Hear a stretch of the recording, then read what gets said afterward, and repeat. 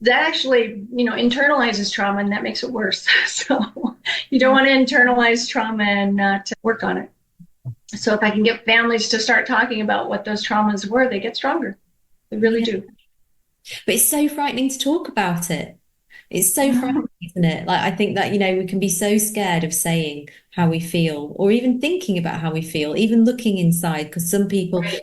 block themselves off from all of the stuff that's ever happened to them. And it's just impossible to think about, like having a dialogue, even with yourself about what's happened, never mind Right. the whole family network.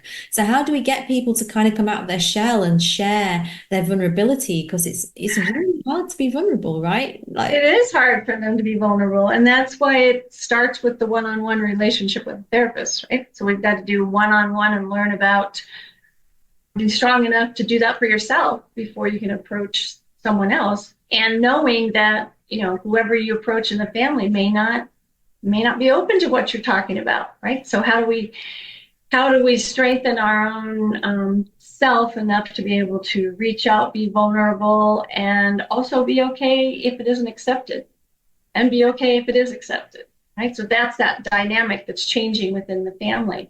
If you want stronger relationships with family members, my belief is you got to get vulnerable and talk about it.